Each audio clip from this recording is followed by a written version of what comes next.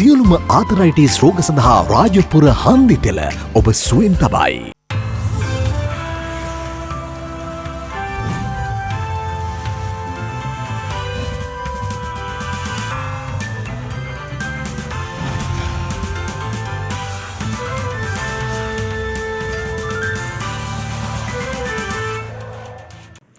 ආයුබෝවන් යථාර්ථවාදීව ලෝකයේ දෙස බලන්නට සත්‍ය සිදුවීම් සම්පින්ඩනයක පුවත් දිගහැරුම ශ්‍රද්ධා රූපවාහිනී 6:30 ප්‍රධාන ප්‍රවෘත්ති විකාශය සමගින් මම ලකිඳුණු අංග ප්‍රථමයෙන් සිරස්තල.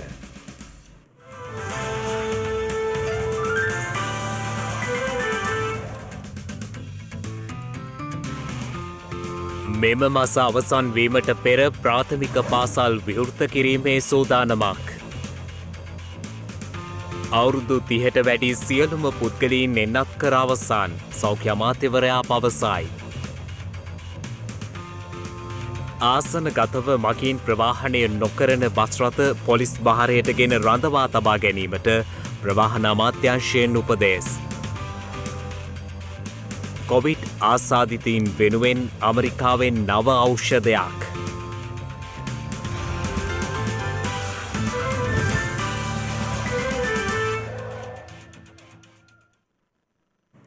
මෙරට සිටින වයස අවුරුදු 30ට වැඩි සියලු පුද්ගලයන් පූර්ණ එන්නත්කරණයට ලක් කර අවසන් බව සෞඛ්‍ය අමාත්‍ය කෙහෙලිය රඹුක්වැල්ල මහතා පවසනවා. මේ අතර කොවිඩ් එන්නත්කරණ වැඩසටහන යටතේ මෙරටට ඊයේ ෆයිසර් එන්නත් මාත්‍රා ලක්ෂ 4ක් ලැබී තිබුණා.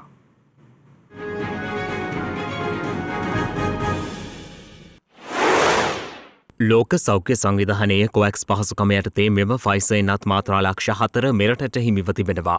එම එන්නත් බාර ගැනීම සඳහා කටුනායක බණ්ඩාරනායක ජාත්‍යන්තර ගුවන්තොටුපළ පරිශ්‍රයට සෞඛ්‍ය අමාත්‍ය කෙහෙලිය රඹුක්වැල්ල මහතා මෙරට ඇමරිකානු තානාපතිනි ඇලයිනා බී ටෙප්ලිට්ස්ද සහභාගී වී සිටියා. මෙම සතියේ මෙරටට ලද දෙවන ෆයිසර් එන්නත් තොගය මෙය වනවා. රට සම්පූර්ණයෙන්ම වහලා තියන්න පුළුවන් නම් මාස 6ක් විතර හොඳයි. නමුත් ආර්ථිකයත් ඒත් එක්ක ගැට ගැහෙන්නට ඕනේ නිසා අපි මේ සම්බන්ධ විශ්ලේෂණය කරමින් මේ කටයුත්ත කරනවා. මේ වෙනකොට ආසාදිතයන් අඩු වෙගෙන එනවා, මරණ සංඛ්‍යාව අඩු වෙගෙන එනවා, ඔක්සිජන් පාවිච්චිය පරිහරණය අඩු වෙගෙන එනවා. ඒක තමයි අපේ නිරීක්ෂණය. ඉතින් ඉහළ වැක්සිනේෂන් ප්‍රෝග්‍රෑම් එක නම් 100%ක්ම මේ වෙනකොට 100%කට ආසන්න ප්‍රමාණයකට සාර්ථකත්වයක් ලැබලා තියෙනවා. ජනතාවගේ පැත්තෙන් ජනතාවගෙන් අපි ඉල්ලලා තියෙනවා. අපි යම් කොන්දේසි වගේක් ඉදිරිපත් කරලා තියෙනවා. ඉතින් අපි විශ්වාස කරනවා ජනතාව ඒ ආකාරයෙන් මේක පිළිපදේ. මොකද බොහොම අමාරුවෙන් අපි මෙතෙන්ට ගෙනහලා තියෙනවා දැන්. මෙතනින් ආපස්සට ගියා නම් අපි ඔක්කොම එකට වක් කියන්න ඕනේ.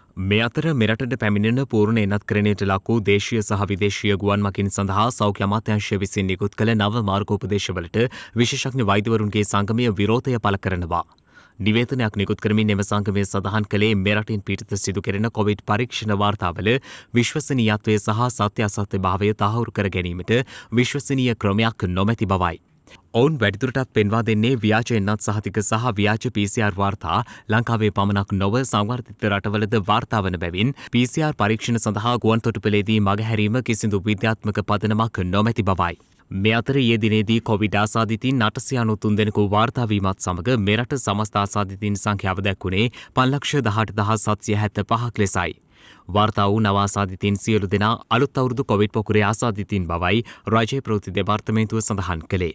මේ අතර සෞඛ්‍ය සේවා අධ්‍යක්ෂ ජෙනරාල්වරයා විසින් පෙරේදා සිදු වූ බවට ඊයේ තහවුරු කරන ලද මරණ 58ත් සමග මෙරට සමස්ත මරණ සංඛ්‍යාව 12,964ක් දක්වා ඉහළ ගියා. මියගිය පිරිස අතරින් 31 දෙනෙකු කාන්තාවන් වන අතර ඉතිරි 27 දෙනා පිරිමි පුද්ගලයින්. වයස අවුරුදු 30-59 අතර වයසේ පසු වන ආසාදිතයින් 10 දෙනෙකු සිටින අතර ඉතිරි ආසාදිතයින් 48 දෙනාම වයස අවුරුදු 60 සහ එම වයස් සීමාව ඉක්ම වූ වැඩිහිටියන් වනවා.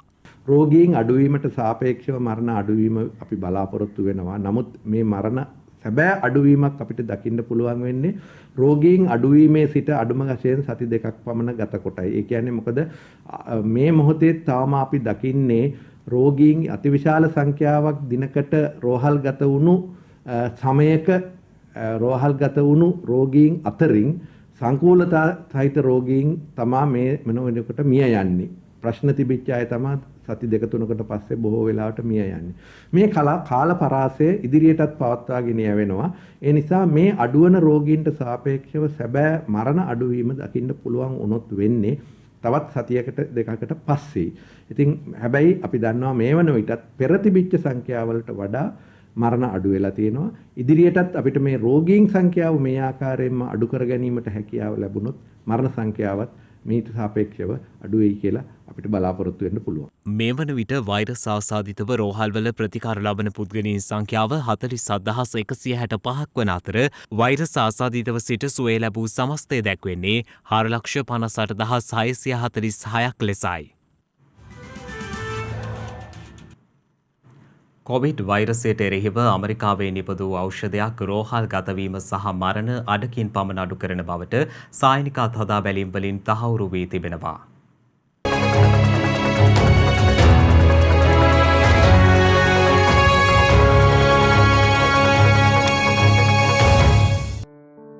කොවිඩ් මර්ධන එන්නත් වෙනුවට ඇමරිකාවෙන් නව ඖෂධ පෙත්තක් හඳුන්වා දී තිබෙනවා. මෙම ඖෂධය පරීක්ෂණ අවධියේ පවතින අතර මෙමගින් පුද්ගලයන් රෝහල්ගත වීම සහ මිය යාම අවම කරගත හැකි බවයි විදෙස් වාර්තා සඳහන් කළේ. මොන්නු පිරවීර ලෙස නම් කර ඇති මෙම පෙත්ත එක් කොවිඩ් රෝගියෙකුට දෙවරක් ලබා දිය යුතු වනවා. ඖෂධය නිෂ්පාදනය කරන මර්ක් සමාගම විසින් පෙන්වා දෙන්නේ ඉදිරි දෙසතිය තුළ එම ඖෂධය ඇමරිකාව තුළ හදිසි භාවිතය සඳහා අනුමැතිය ලබා ගැනීමට ඉල්ලුම් කරන බවයි. එමෙන්ම මෙය සුබදායක පුවතක් වන අතර ඇමරිකානු ආහාර හා ඖෂධ පාලනාධිකාරිය දත්ත විමර්ශනය කරන බවයි ජනාධිපති ජෝ බයිඩන්ගේ ප්‍රධාන වෛද්‍ය උපදේශක අන්තනි ෆෞචි පෙන්වා දෙන්නේ.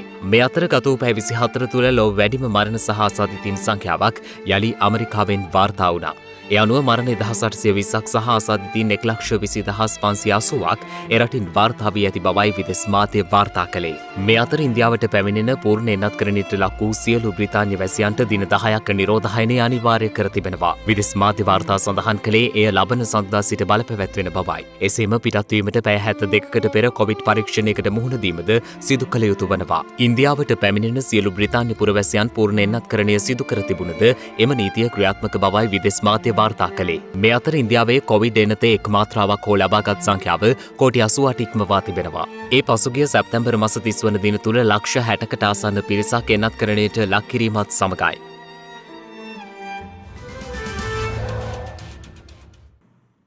මෙම මස අවසන් වීමට පෙර ප්‍රාථමික පාසල් විවෘත කිරීම තම අමාත්‍යාංශයේ ඉලක්කය වී ඇති බව අධ්‍යාපන අමාත්‍ය දිනේෂ් ගුණවර්ධන මහතා පවසනවා. මේ රජයේ අධ්‍යාපන අමාත්‍යාංශය හැටියට මේ මාසයේ කුසීමට පෙර අපේ ප්‍රමාණිකව අධියෙන් අධිය අපේ රටේ දරුවන් යන ප්‍රාථමික පාසල් විවෘත කිරීමට පුළුවන් පරිදි ඉලක්කයට අපි ගමන් කරනවා කියන එක මේ විදිහේ ප්‍රකාශ කරන්නේ. ප්‍රමාණිකව සෞඛ්‍ය රීතියන සුද්ධ පරිත්‍යාග කරලා අවශ්‍ය ආරක්ෂක තත්ත්වයන් පිටරට අධියෙන් අධිය අපේ පාසල් අධ්‍යාපනය ආරම්භ කරන්න පුළුවන් මේ ලක්ෂයට අපි වැඩ කරමු. මේ වෙනුවෙන් රජය දෙමෝපියන් ග්‍රාමීයව සිටින සංස්ථා සංවිධානවල සහයෝගය ලබා ගන්නට පුළුවන් වෙයි කියලා අපි විශ්වාස කරනවා. සේවක හිඟය හේතුවෙන් මේ වන විට පෞද්ගලික බස් රථ දහවනයට ගැටලුවක් එල්ල වී ඇති බව ප්‍රවාහන රාජ්‍ය අමාත්‍ය දිලු මමුණුගම මහතා පවසනවා. පෞද්ගලික බස් රථ සේවකයින් බොහෝ පිරිසක් මේ වන විට සිය රැකියාවෙන් ඉවත්ව වෙනත් රැකියාවල නිරත වන බවයි එම මහතා වැඩිදුරටත් සඳහන් කළේ. මහනුවර දිස්ත්‍රික්කයේ පෞද්ගලික බස් රථ 1300ක් සඳහා සහනාධාර ලබා දීම වෙනුවෙන් අද මහනුවරදී විශේෂ වැඩසටහනක් ප්‍රවාහන රාජ්‍ය අමාත්‍ය දිලු මමුණුගම මහතාගේ ප්‍රධානත්වයෙන් පැවැත්වුණා. එහිදී අදහස් දක්වමින් අමාත්‍යවරයා සඳහන් කළේ පවතින නීති රීති අනුව අන්තර් පළාත් බස් රථ සහ දුම්රිය දහවනය ආරම්භ වීමට සති කිහිපයක් ගතවනු ඇති බවත් ඒ වෙනුවට පළාත් සභා මාර්ග අධිකාරී සතු බස් රථ වැඩි ප්‍රමාණයක් යලි දහවනයට එක් කිරීම සඳහා පුද්ගලික බස් රථ වෙනුවෙන් සහනාධාර ලබා දීමේ වැඩපිළිවෙලක් කඩිනමින් ආරම්භ කළ බවයි.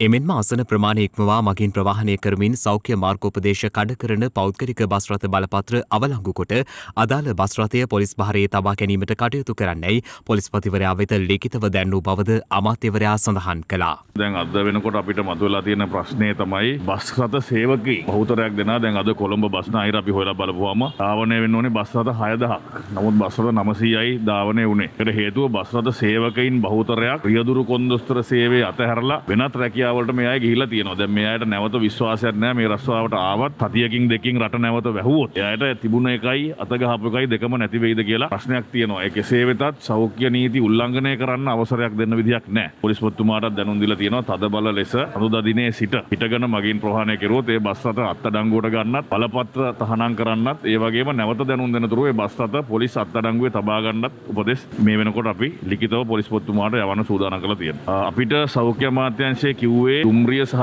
අන්තර් පළාත් බස් රථ සති දෙකකට ධාවනය නොකර ඉන්න උදව් කරන්නයි කියලා. ඒ අනුව අපි අනිවාර්යයෙන්ම සෞඛ්‍ය අමාත්‍යාංශයේ උපදෙස් පිළිපැදිය යුතුයි. ඒ අනුව තමයි අපි කිසිදු දුම්රියක් ධාවනය කරන්නේ නැහැ. ඒ වගේම අන්තර් පළාත් බස් රථත් ධාවනය කරන්නේ නැහැ. ඉතින් අපි බලාපොරොත්තු වෙනවා දැනට ධාවනය කරන අභ්‍යන්තර අය මේක නිවැරදිව ධාවනය කෙරුවොත් දීයේදී ප්‍රවාහන ශාස්ත්‍රයට හොඳ වෙයි. පරි වෙලා හරි රෝගීන් වාර්තා වීම වැඩි වුණොත් නැවතත් අපිට මේ ශාස්ත්‍රය වහන්න සිද්ධ වෙනවා. පවතින ඩොලර් හිඟය හේතුවෙන් රේගුවේ සිරවී ඇති කිරිපිටි තොග මේ දක්වා නිදහස් කර ගැනීමට නොහැකි වී ඇති බව කිරිපිටි ආනයනකරුවන්ගේ සංගමය පවසනවා. කෙසේ වෙතත් එළඹෙන සඳුදා වන විට අදාළ කිරිපිටි තොග නිදහස් කර ගැනීමට හැකිවනු ඇති බවට තමන් විශ්වාසය පළ කරන බවයි එම සංගමය සඳහන් කළේ.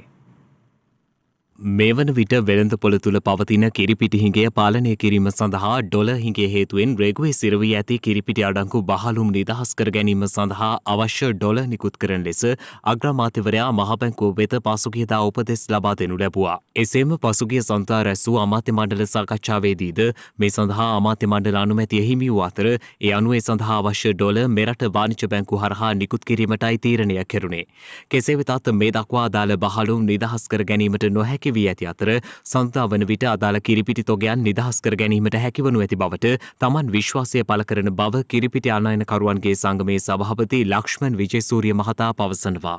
කවද වන විට කිරිපිටි හිඟය අවසන් කරයි කියලා හිතනවද? අපිට ඊයේ මහ බැංකුවෙන් ඉල්ලලා තියෙන ඔක්කොම ගෙවන්න තියෙන ටිකයි ඉතින් සවුන්දා වෙනකොට අපිට ඒ ටික ගෙවලා ඉවරුනහම අපි වරායේ තියෙන ටික නිදහස් කරගන්නවා. ඊට පස්සේ ඒ අයට දවස් 90කට ඉස්සලා ගෙනල්ලා තිච්ච බිල්පත් ටික ගෙවලා ඉවරුනහම තමයි ඒ නැව්ගත කිරීමට හැකි වෙන්නේ. සාමාන්‍ය නැවක් එන්න සුමාන 5ක් 6ක් යනවා න්‍යූසීලන්තේ ඉඳන් ඕස්ට්‍රේලියාවේ ඉඳන් සුමාන 4ක් යනවා. ප්‍රොසෙසින් කාලයත් එක්ක සුමාන 6ක් යනවා පිටරට ඉඳන් නැවක් ලංකාවට එන්න. දැන් කිලෝ එකක් 200ට දීලා දැනට පවතින මේ කිරිපිටි හිඟය අවසන් කිරීමට හැකියාව තියනවද?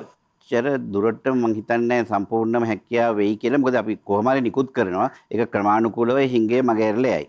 100කින් මිල ඉහළ ගියත් දැන් ඔබ තවදුරටත් මේ පාඩු විඳින බව තමයි පවසන්නේ. ඒ කියන්නේ මිල වැඩි කිරීමෙන් අනතුරුව නැවත වතාවක් මිල ඉහළ යෑමේ අවදානම් තියෙනවා. මොකද අපි මුල ඉඳන් මේකේ ජනවාරි මාසෙ ඉල්ලුව රුපියල් 50කින්. ඉතින් ඒ ක්‍රමානුකූලව වැඩි වෙන විදිහ අනුව තමයි අපි රුපියල් 50, 100, 150, 200, 350. ඉතින් මේ විදිහට ක්‍රමානුකූලව ඉල්ලපු ඒවා පාරිභෝගික අධිකාරියෙන් ඒවා ලබා දුන්නේ නැති හින්දා තමයි එකපාරට රුපියල් 350ක හිඟයක් ආවේ. පවතින ගැටලු निराකරණය වෙලා බදාදා වෙනකොට කිරිපිටි නිෂ්පාදනය ආරම්භ කිරීමට හැකිවෝ කිරිපිටි වෙළඳ පොළට මේ එනකොට කොපමණ කාලයක් විතර නෑ බදාදා හැද්දොත් බ්‍රහස්පතින්දා ඉඳන් වෙළඳ පොළට යවනවා අපි. මේ අතර වියාලුවි මණ්ඩලය හරහා නාඩු සහල් කිලෝවක් රුපියල් 98ට අලෙවි කරන බව කෘෂිකර්ම අමාත්‍ය මහින්දානන්ද අලුත්ගමගේ මහතා පවසනවා. ටින් හාල් ආනයනය කරන රජය තීන්දුව කරලා තියෙනවා. ඒ නිසා ඒකත් සමගම ওই මිල පාලනයක් ඇති වෙනවා. දැන් වියාලුවි මණ්ඩලයේ හැටියට අපි රුපියල් 98ට හාල් දෙනවා. ඒ නිසා මෝල් හිමියන් කීයට දුන්නත් වියාලුවි මණ්ඩලය අපි රුපියල් 98ට නාඩු විකුණනවා. දිවයින ආශ්‍රිතව පහළ වායුගෝලයේ පවතින කැළඹිලි ස්වභාවය තවදුරටත් අපේක්ෂා කළ හැකි බව කාලගුණ විද්‍යා දෙපාර්තමේන්තුව නිවේදනය කරනවා. මේ අතර මධ්‍යම කඳුකරයට ඇදහැලෙන අධික වැසි හේතුවෙන් නුවරඑළිය ප්‍රදේශයේ නිවාස සහ වෙළඳ සැල් කිහිපයක් ජලයෙන් යට වී ඇති බවයි වාර්තා වන්නේ. පවතින අයහපත් කාලගුණ තත්ත්වය සම්බන්ධයෙන් නිවේදනයක් නිකුත් කරමින් කාලගුණ විද්‍යා දෙපාර්තමේන්තුව සඳහන් කරන්නේ බස්නාහිර සබරගමුව මධ්‍යම වයඹ සහ උතුරු පළාත්වලත් ගාල්ල මාතර සහ ත්‍රිකුණාමලය දිස්ත්‍රික්කවලත් විටින් විට වැසි හෝ ගිගුරුම් සහිත වැසි ඇතිවිය හැකි බවයි. එම ප්‍රදේශවල ඇතැම් ස්ථානවලට මිලිමීටර් 75ට වැඩි තරමක තද වැසිත අපේක්ෂිත අතර දිවයිනේ සෙසු ප්‍රදේශවල විශේෂයෙන් සවස් කාලයේදී වැසි හෝ ගිගුරුම් සහිත වැසි ඇතිවීමේ හැකියාව පවතිනවා. ගිගුරුම් සහිත වැසි සමග ඇතිවිය හැකි තාවකාලික තද සුළං වලින් සහ අකුණු මගින් සිදුවන අනතුරු අවම කර ගැනීමට අවශ්‍ය පියවර ගන්නා ලෙසයි එම නිවේදනයේ වැඩිදුරටත් දැක්වෙන්නේ. මේ අතර ගාල්ල කළුතර මහනුවර කෑගල්ල රත්නපුර දිස්ත්‍රික්ක සඳහා ජාතික ගොඩනැගිලි පරීක්ෂණ සංවිධානය නායම් පිළිබඳ අනතුරු ඇඟවීමේ නිවේදනයක් නිකුත් කර තිබෙනවා.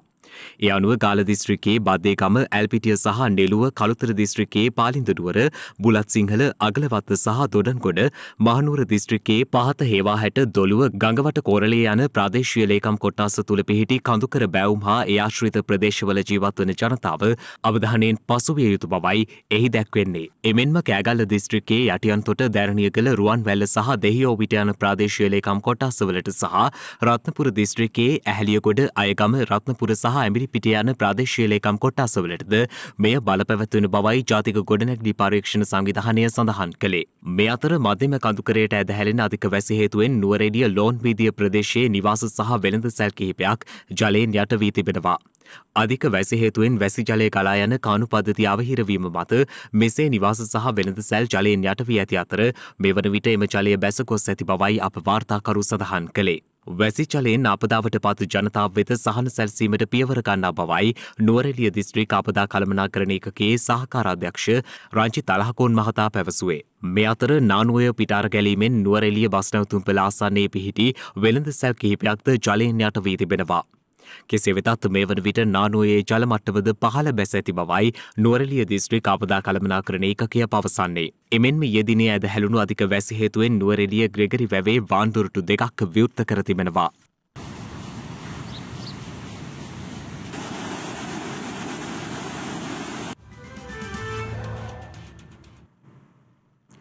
දඹුල්ල ලොකුලුණු ගොවීන් මුහුණ දී ඇති ගැටලුවලට විසඳුම් ලබා දීමට මධ්‍යම පළාත් ආණ්ඩුකාර නීතිඥ ලලිත් යුගමගේ මහතා අද එම ප්‍රදේශවල නිරීක්ෂණ චාරිකාවකට එක් වුණා. දඹුල්ල කිඹිස්ස දිගම්පත හා ලේනව යන ප්‍රදේශාශ්‍රිතව ලොකුලුණු වගාවේ නිරත ගොවීන්ගේ වගා කටයුතු හා කාබනික පොහොර භාවිතයෙන් වගාවන් සිදු කිරීමට ඇති හැකියාව පිළිබඳ විමසා බැලීමේ අරමුණින් එම ප්‍රදේශවල නිරීක්ෂණ චාරිකාවකට මධ්‍යම පළාත් ආණ්ඩුකාර නීතිඥ ලලිත් යුගමගේ මහතා එක් වුණා. දේශීය බීලුණු බීජ සඳහා නිශ්චිත මිලක් නියම කිරීම ලොකුලුණු හොඳ මිලකට අලෙවි කර ගැනීම දීර්ඝ කාලයක් තිස්සේ ගෙවාගත නොහැකි වගා ණය ගෙවීම සඳහා සහනයක් ලබා ගැනීම ඇතුළු කාරණා ගණනාවක් මෙහිදී ගොවීන් විසින් ඉදිරිපත් කර තිබෙනවා. එමෙන්ම ගොවීන් ඉදිරිපත් කළ ගැටලු සඳහා කෘෂිකර්ම අමාත්‍ය මහින්දානන්ද අලුත්ගමගේ මහතා දුරකථනයෙන් යොමු කොට ක්ෂණිකව විසඳුම් ලබා දීමටද එහිදී පියවර ගනු ලැබුවා. බීජ අලෙවි කරගන්න ගැටලුවක් තියෙනවා ලුණු වගාවට ඊළඟ අවුරුද්දේ පොඩ්ඩක් පොර ගැටලුව හින්දා උයෝ අවතීර්ණ වෙන්නේ නැති වෙයි කියලා. දැන් බීජට කිල්ලුම අඩු වෙලා තියෙනවා. හරි අපි දෙවිද ගන්න ඩිපාර්ට්මන්ට් එකට මම ගන්න. බීජ නිෂ්පාදනය පොහොර නැවත ඕන වෙනවා. බීජ නිෂ්පාදනය වලට වෙනම පොහොරක් ආනයනය කරන එකට පර්මිට් දීලා තියෙනවා. ඔයගොල්ලන්ට පොහොර තියෙනවා. මේ අතර එළඹෙන මහකන්නේ සඳහා පොහොර වර්ග 4ක් ගොවීන් වෙත ලබා දීමට කටයුතු කරන බව කෘෂිකර්ම අමාත්‍ය මහින්දානන්ද අලුත්ගමගේ මහතා පවසනවා. මාධ්‍ය වෙත අදහස් දක්වමින් මේ මහතා මේ බව පැවසුවා. මහකන්නේ ආරම්භ කරන්නේ ඔක්තෝබර් මාසයේ 15 වෙනිදා අම්පාර දිස්ත්‍රික්කයෙන් තමයි පටන් ගන්නෙ. අපි මේ වෙනකොට වීගොවීන් සඳහා පොහොර වර්ග 4ක් ලබා දෙන්න එකඟ වෙලා තියෙනවා. ඒ සඳහා කාබනික කොම්පෝස්ට් පොහොර නිෂ්පාදනය කරලා තියෙනවා. ඒ වගේම ජෛව දියර පොහොර නිෂ්පාදනය කරලා තියෙනවා. ඒ වගේම පොටෑසියම් ක්ලෝරයිඩ් කියන පොහොර අපි ආනයනය කරලා තියෙනවා. නයිට්‍රජන් එක්ස්ට්‍රැක්ට් එක විතරයි අපි තාම නිෂ්කාරකයේ විතරයි තාම අපි ගෙනෙලා නැත්තේ. ඒකේ පොඩි ප්‍රමාදයක් වුණා. හැබැයි අපිට ඔක්තෝබර් මාසයේ අග වෙනකොට අපිට ඒකත් ගේන්න පුළුවන්. ඒ අනුව කිසිදු ප්‍රමාදයක් නැහැ අපිට එළඹෙන මහකන්නේට ගොවියන්ට අවශ්‍ය පොහොර ලබා දෙන්න පුළුවන්. දැන් චයිනාවේ තියෙන පොහොර එක සම්බන්ධ ප්‍රශ්නයක් ඇවිල්ලා තියෙනවා. දැන් ඒක කොහෙන්ද පොහොර ආනයනය කරන්නේ? ඒ චීනෙන් ආනයනය කරපු සමාගම පිළිඅරගෙන තින ඔය අතින් උන් අතින් වරදක් වුණා කියලා ඒක නිවැරදි කරලා එවන්න ඕන් එකඟතාවය පළ කරලා තියෙනවා. ඒ අනුව ඕන් අපිට ඒ උපනව ආපහු හරවගෙන ගිහිල්ලා තියෙනවා. ඒ අනුව ඕන් ඒ નિયમિત අවශ්‍ය ස්පෙસિෆිකේෂන්ස් වලට අවශ්‍ය පොහොර ටික අපිට ගේන්න පොරොන්දු වෙලා තියෙනවා. ඒ වගේම අපි ඉන්දියාවත් එක්ක මේ දවස්වල කතා කරනවා. අපි ඉන්දියාවෙනුත් අපි ආනයනය කරන්න යම් පොහොර ප්‍රමාණයක් අපි බලාපොරොත්තු වෙනවා. අපිට අවශ්‍ය ප්‍රමිතියට තියෙනවා නම් පමණයි අපි පොහොර බාරගන්නේ. ඒ කියන්නේ මේ රටේ මනුස්ස සත්ව සහ ශාකවලට හානි කරන කිසිදු බැක්ටීරියාවක් ඉන්න පොහොරක් අපි ආනයනය කරන්නේ නැහැ. අපි ගන්නෙ නැහැ. වසර ගණනාවක පටන් උග්‍ර ජල ගැටලුවලට මුහුණ දෙන ගම්මානයක් පිළිබඳ තොරතුරු අපට වාර්තා වුණා. ඒ පොළොන්නරුව ඇලහැර ප්‍රදේශයෙන්. 2010 වසරේදී මෙම ඇලහැර අත්තන කඩවල බටහිර ගෙවල් සියය නව ගම්මානය ඉදිකරනු ලැබුවා. කෙසේ වෙතත් පසුගිය 2017 වසරේ සැප්තැම්බර් මාස මෙම ගම්මානයේ ජනතාවගේ ඉල්ලීමකට අනුව ජල සම්පාදන මණ්ඩලය විසින් එහි නලලිඳක් ඉදි කළද මෙවන තෙක් එම නලලිඳ හරහා ගම්මානයේ ජනතාවට නල ජලය ලබා දීමට බලධාරීන් අපොහොසත්ව ඇති බවයි අප වාර්තාකරු සඳහන් කළේ. අර වකුගඩු රෝගීන් සඳහා පාස් එකේ ලිං 4ක් පාස් වෙලා තිබැලට ඒකෙන් එකක් තමයි අපි මෙතෙන්ට ගෙනාවේ. ඊට පස්සේ ඒ ගෙනාවට පස්සේ ඇස්තමේන්තු හැදුවා 1 කෝටි 16 ලක්ෂයක්ද කොහෙද ඇස්තමේන්තුව හැදුවා මම හිතන්නේ මේ බට ලයින් එකට සහ ටැංකියට. නමුත් මේ වෙනකන් කිසිම මුදලක් ඒ වෙනින් යොදවලා මේ වැඩේ කරන්න තාම මේ කට්ටිය අපොසත් වෙලා තියෙනවා. එමෙන්ම එම ගම්මානයේ ජල ව්‍යාපෘතිය සඳහා වෙන් කළ ඉඩමද අද වන විට වල් පිහිවී පාළුවට ගොස් ඇත්තේ මෙලෙසින්. අපිට පිරිතේ වතුර නැහැ මේ වේලිලා තියෙන්නේ. බලන්නකො මහත්තයා පුළුවන් නම් පොඩ්ඩ වතුර ටික අර ලොරිය යනකම් ඉන්න ගන්න. ඒකවට පස්සේ තමයි පොඩ්ඩ වතුර ටිකක් ගන්න. එතකම වතුර ටිකක් පුයා ගන්නත් නැහැ. බොන්නත් නැහැ. මේ සල්ලි වලට වතුර අරගෙන මේව හොදන්නේ. අපි හැමදාම කරන්නේ සල්ලි වලට වතුර ටික ගෙනලා. එමෙන්ම ගම්මානය තුළ පවතින මෙම උග්‍ර ජලගැටලුව හේතුවෙන් මෙවන විටත් එම ගම්මානයේ ජනතාව පදිංචිය හැර යන තත්ත්වයකට පත්ව ඇති බවද වාර්තා වනවා. පදින් කියලා අවුරුද්දක් විතර බොහොම දුක්ඛිත ජීවිතයක් ගත කරලා ඉන්නතුන්ට බැරිම තැන මේ වතුර ප්‍රශ්න නිසා දමලා ගහලා ගිහිල්ලා දැන් බලන්න මෙයා විනාශ වෙනවා. කෙසේ වෙතත් මේ වන විට ගම්මානයේ පදිංචි ජනතාව විසින් සිය වියදමින් විදුලි මෝටරයක් යොදා ජලය සපයා ගැනීම සිදු කළද එයද අනවසර විදුලි රැහැ නැදීමක් යයි පවසා විසන්ධි කර ඇති බවටයි වාර්තා වන්නේ. අනවසරයෙන් විදුලි රැහැ නැදලා තියෙනවා කියලා ආපු මනුකියවන්නා විසින් කම්ප්ලේන්ට් එකක් දාලා කියලා තමයි අපිට ආරංචි වෙලා තියෙන්නේ. දැන් මාසයක් විතර වගේ දැන් මේ ඒ ගෙවල් වලට වතුර නැහැ. ඒ මිනිස්සු යන්නේ අහල පහල ගෙවල් වලින් කල අරන් ගිහලා වතුර අරන් එනවා. අපි දැන් මේ මුළු පවුලම පොසිටිව් වෙලා නිරෝධායනය වෙලා ඉන්නේ. දැන් දවස් 14ක් අපි එන්න ඕනේ ගේ ඇතුලේ. ඉතින් දැන් වතුර අපිට නැහැ, කිසි කෙනෙක් බලන්නේ නැහැ. නිලධාරිවත් බලධාරිවත් කිසිම කෙනෙක් බලන්නේ නැහැ. දිල්ලි වලටවත් වතුර ගෙන්න ගන්න වාහනයක්වත් එන්න කැමති නැහැ, පාරක්වත් නැති නිසා. මේ කිලෝමීටරයක් විතරක් මේ දරුවෝ වඩාගෙන එනවා. ගෙදර පොඩි වැඩකට වතුර ටිකක් ගන්න විදියක් නැහැ. සැට් තියෙනයි වාහන තියෙනයි සල්ලි දීලා ගෙනිය ගන්නවා. අපිට එහෙමත් නැහැ. මෙවැනි තත්ත්වයක් හමුවේ අදාළ බලධාරීන් විසින් මෙම ගම්මානයේ පවතින ජල ගැටලුවට කඩිනම් විසඳුමක් ලබා දීමට කටයුතු කළ යුතු බවයි එම ගම්වාසීන් විසින් අප වෙත සඳහන් කළේ. අපන්නේ ගෙවල් පහ යන්න මෙතන තියෙන මේ ගෙවල් ඔක්කොම අතැල්ලා දාලා ගිහින් තියෙන අපිට වතුර ටික නැති හින්දා. ණය නම් ඉල්ලනවා. හැමදාම ණය නම් ඉල්ලනවා. අපිට මේ වතුර ටික ඉක්මනට ලබා දෙන්න එච්චර මම ඉල්ලන්නේ ඔබතුමාගෙන්. දැන් තවත් දේශීය පුවත් කිහිපයක් කෙටියෙන්.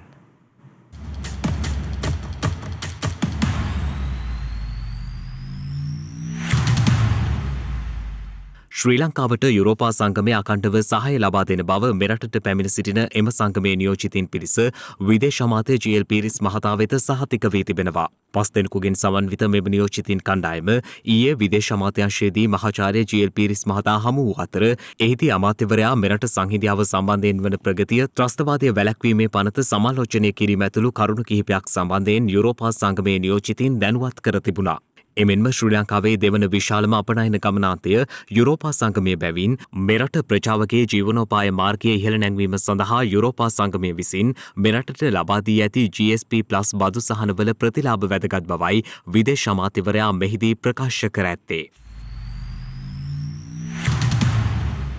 වසරේ මේ දක්වා වාර්තා වී ඇති ඩෙංගු රෝගීන් සංඛ්‍යාව පසුගිය වසරට සාපේක්ෂව පහළ යාමක් පෙන්නුම් කරන බව වසංගත රෝග විද්‍යාංශය සඳහන් කළා. පසුගිය වසරේ සැප්තැම්බර් මාසයේ අවසන් වන විට ඩෙංගු රෝගීන් 28025ක් වාර්තා වී තිබූ අතර මෙම වසරේ සැප්තැම්බර් මාසයේ අවසන් වන විට වාර්තා වී ඇත්තේ ඩෙංගු රෝගීන් 12916ක් පමණයි. එය පසුගිය වසරට සාපේක්ෂව රෝගීන් 15109කින් පහළ යාමක්. එසේම පසුගිය වසරේ සැප්තැම්බර් මාසයේදී ඩෙංගු රෝගීන් 1208ක් වාර්තා වී ඇති අතර මෙම වසරේ වාර්තා වී ඇත්තේ රෝගීන් 429ක් පමණයි. කෙසේ වෙතත් සෞඛ්‍ය පෙන්වා දෙන්නේ පවතින වැසි සහිත කාලකුණයත් සමග ඩෙංගු රෝගය යලි ඉහළ යා හැකි බවයි. අනුරාධපුර මීගලෑව ප්‍රදේශයේ ඊයේ පැමිණි අලි 6 දෙනෙක් එම ප්‍රදේශයේ කෙසෙල් වගා බහුලව හානි කර ඇති බව ගොවීන් පවසනවා. එම අලින් විසින් කෙසෙල් ගස් 750කට අධික ප්‍රමාණයක් විනාශ කර ඇති බවත් මෙම අලි නිතරම ගම්වදින බවත් එම ප්‍රදේශයේ ජනතාව චෝදනා කරනවා. අලි මිනිස් ගැටුමට නිසි විසඳුම් ලබා දෙන ලෙසයි ප්‍රදේශවාසී ජනතාව ඉල්ලා සිටින්නේ.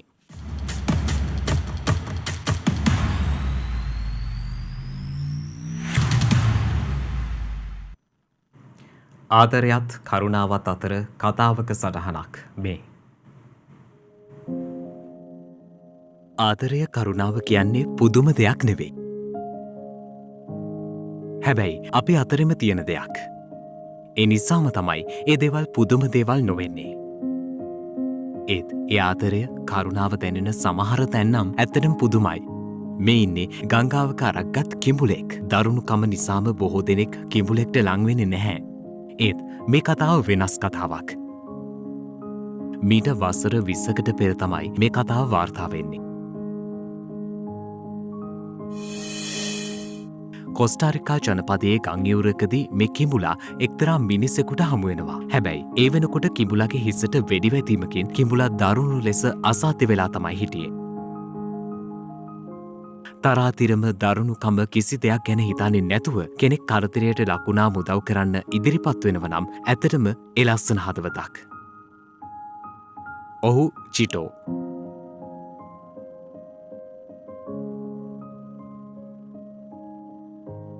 ඔහුගේ රාජකාරි අතරතුර තමයි මේ හිසට වෙඩිවැදුන කිඹුලා හමුවෙන්නේ. ඔහු ඉක්මනින් ක්‍රියාත්මක වුණා. කිඹුලාට කළ හැකි සෑම ප්‍රතිකාරයක්ම කළා.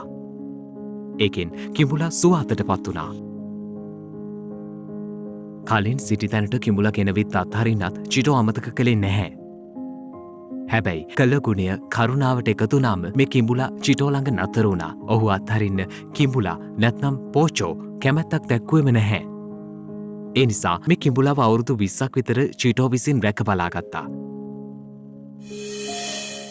එතන තිබුණේ වෙනස්ම විදියේ මිත්‍රත්වයක්. කරුණාව, ආදරය, කෘතගුණය හැම දෙයක් මේ මිත්‍රත්වය ශක්තිමත් කළා.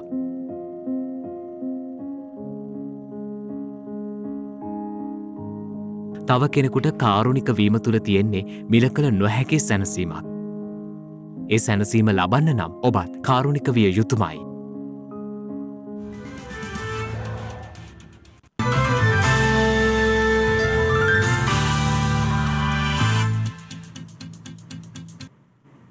අවධානය විදෙස් පුවත් වෙත. ඉක්වදෝරයේ බන්ධනාගාරයක හටගත් ගැටුමත් සමග එරට රැඳවියන් 2000කට නිදහස ලබා දීමට එරට රජය පියවර ගෙන තිබෙනවා.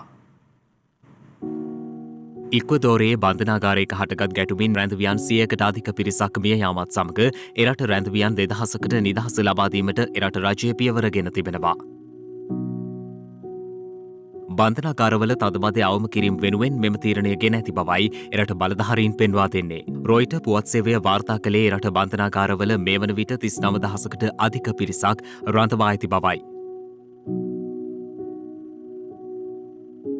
එරට ගුවා ආයා කුයිල් නගරයේ පිහිටි බන්ධනාගාරයක පසුගිය 18කත් එම ගැටුමින් රැඳවියන් 118ක් මිය ගිය අතර තවත් 50කට වැඩි පිරිසක් තුවාල ලබා ඇති බවයි විදෙස් මාධ්‍ය වාර්තා කළේ.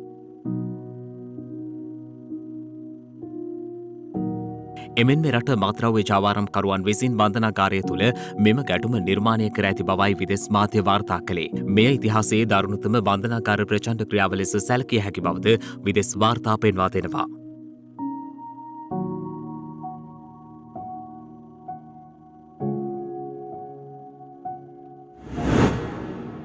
මේ අතර චීන හමුදායාන 38ක් තායිවාන ගුවන් ආරක්ෂක කලාපයට ඇතුළු වී ඇති බවට තායිවානය චෝදනා කළා. විදෙස් වාර්තා සඳහන් කළේ චීන හමුදා ජෙට් යාන 38ක් මෙලෙස තම ගුවන් ප්‍රදේශයට ඇතුළු වී ඇති බවට තහවුරු වී ඇති බවයි. න්‍යෂ්ටික හැකියාව ඇති බෝම්බකරුවන් සහිත ජෙට් යාන අවස්ථා දෙකකදී එරට ගුවන් ආරක්ෂක කලාපයට ඇතුළු වී තිබෙනවා. තායිවානයේ ස්වෛරී රාජ්‍යයක් වුවද චීනය තවමත් එය තම රටෙහි කොටසක් ලෙස සලකනු ලබන බවයි විදෙස් මාධ්‍ය වාර්තා කළේ.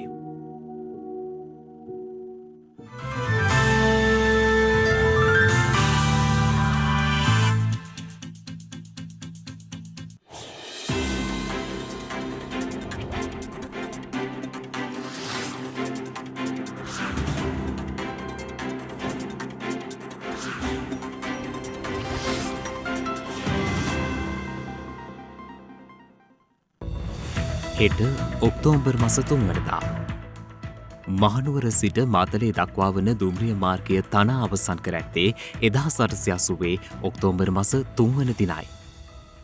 මත්පැන්වල අහිතකර බලපෑම පිළිබඳව දැනුම්පත් කිරීම සඳහා නම් කරන ලද ලෝක අමාත්‍යප දිනය ඔක්තෝබර් මස 3 වන දිනට එනම් හෙට දිනට යෙදී තිබෙනවා. ඉරාකය එක්සත් රාජධානියෙන් නිදහස ලබාගෙන ඇත්තේ 1932 ඔක්තෝබර් මස 3 වන දිනයි. ඒ අනුව ඉරාකයේ ජාතික නිදහස් දිනය ඔක්තෝබර් මස 3 වන දිනට එනම් හෙට දිනට යෙදී තිබෙනවා.